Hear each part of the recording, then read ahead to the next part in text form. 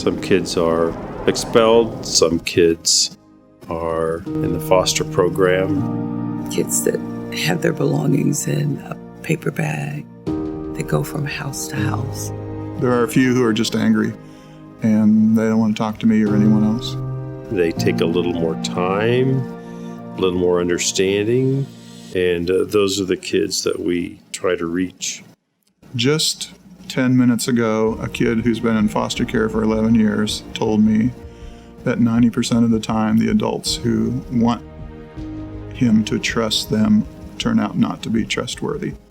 And that's the norm for our kids instead of the exception. If anybody's familiar with what's called ACEs, the Adverse Childhood Experience, all of these kids have high ACE scores. And so if you have high ACE scores, it's said that you'll either have health problems or interaction with law enforcement, negative interaction. It's usually the ones that are on the lower socioeconomic scale that have no other recourse available to them. Well, in this facility, we average around 50 kids a day, and probably 40 of them on any given day are going back to the community.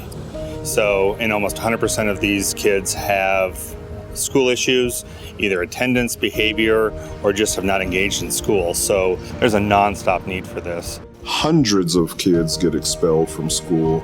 Hundreds of kids are not attending school just because they're not good with the regular public school system.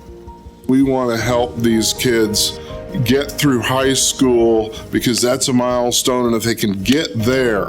McAdams Academy offers lots of times the last best chance that some of these kids have for an education.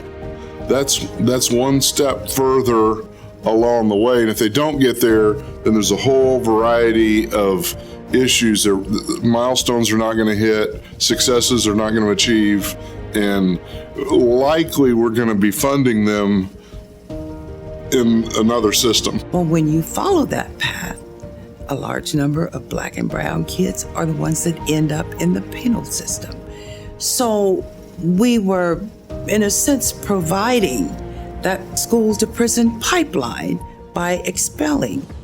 Because if you're out of school for a year, what's the probability that you're going to go back? And if you don't go back to school, then the probability is even greater that you're going to end up in prison. So you see how it balloons. So growing up here, being born and raised in Wichita, I grew up around gangs, guns, and drugs. I was blessed to meet a family in our community that needed more resources. A young lady had been expelled from school and running away from home and being raised by her grandmother, and she started school here at McAdams. And so I came out to check on her. I met Chuck, some of the other staff, and really loved what they were doing. I cannot blame others. I cannot blame my son. He just started struggling. So he ended up he got into a problem.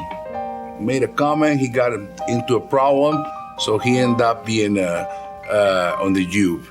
So after being the U, we tried to enroll him. Obviously, they were not going to take him back on East High, and nobody would. It was pretty hard for the family. It was kind of we were struggling, and then that's when we knew about McAdams. I didn't know it was that exists a school that will take kids like they got expelled and nobody wants them, because we felt like, what are we going to do? I mean, he's barely starting high school, and like, now what's next? We understand that it's difficult to have 3 kids, and all of a sudden this third kid is like, oh my gosh, what happened? What did I do wrong? My other kids weren't like that. So Kasim was expelled from the school he was attending his 8th grade year about November. Just one middle school, one high school. And I was just kind of given no option, like, he's expelled, but he has to continue to go to school. And I was like, what am I supposed to do? I became familiar with McAdams when I served on the local school board, USD 259. And at that time, my focus was on students that were being expelled, and there was no alternative program in place. The town I'm in, there's not like alternative for middle school kids, so I was kind of in a bind. Stumbled upon McAdams and came up here and enrolled him. He did really well his first year, so we decided to go ahead after his expulsion date to continue to let him stay at McAdams. So when they refer us here, I mean, I was expecting like the staff, like being rude, because the kids they're taking. And we got surprised when we met Shock and their stuff. I mean, they were. I mean, pretty good. They were awesome. Like they took like a weight off of us, like a concrete, or I mean, this slab on our back. They said, "Okay, don't worry, we'll work with your son." The couple of things we primarily try to impress on kids: respect for authority, and that actions have consequences. But the Holy Spirit tells us when to show grace. I think, again, this is the compassion for the people that McAdams is serving is a heart issue. So I've gotten in my car, driven down the street for a kid who's walking away, and I got this old convertible. I make a deal with him. We'll put the top down, we'll drive around a little bit. Kid says, I've never ridden in a convertible before. And then he comes back.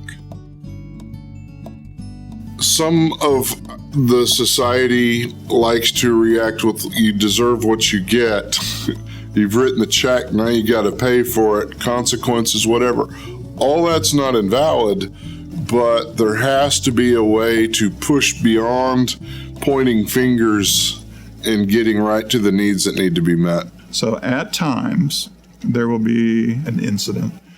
So earlier this year, there were 2 kids, very angry, very destructive, in the hallway, trying to get into the classroom where things are relatively calm, other than the people banging on the doors. And then pretty soon, they've calmed down enough, and I'm talking to the teacher on the radio, and I think maybe you could come out and talk to these guys for a little bit. It actually was Rebecca. She's out sitting cross-legged on the floor with these 2 kids, showing them some stuff on the computer that will help them get schoolwork done.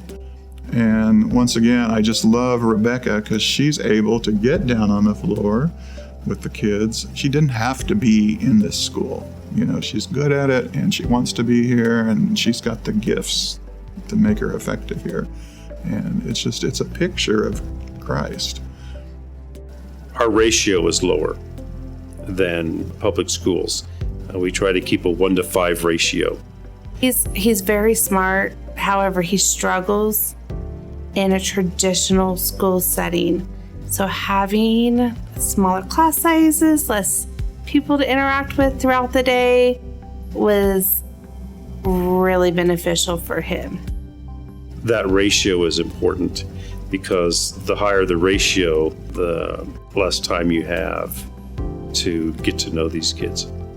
But as we went and keeping up with them, he started learning something new about discipline. As soon as he showed up here in the morning, we were dropping in he has to put a polo shirt and look nice and good discipline. So he started doing pretty good. And so Chuck's passion and the school really has a place in my heart because there's 2 things that can really turn a kid's life around.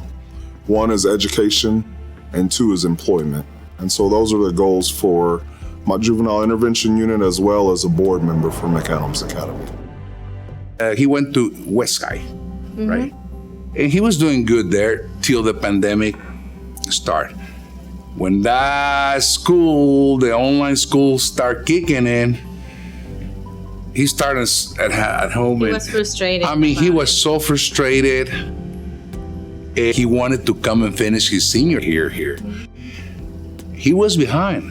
Real very bad. And he started here in October, entering November, and by January, he was done with his senior year.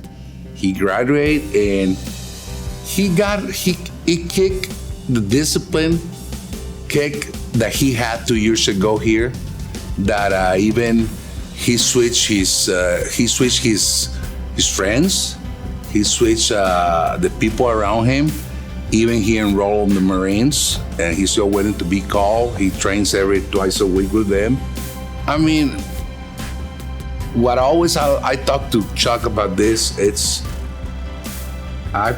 feel like very blessed, very, very blessed. Like there's people that are willing to work with kids. Like when you think there's no option, when you think that everybody's shutting the door on you. Above all, like, he's so lovable and he's so smart and he's got so many talents, and they know God has a bigger plan for him. I know he has a bigger plan for him. I give that to McAdams because they invested in him when they didn't have to.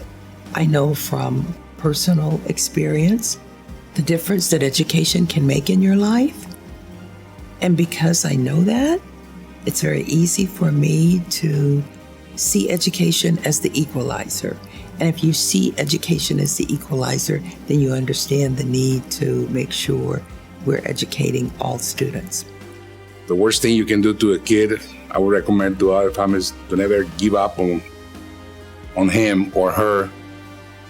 I'm not saying I accept what he's done, because that's not right, but do not give up on him. There's always good people that are willing to help you.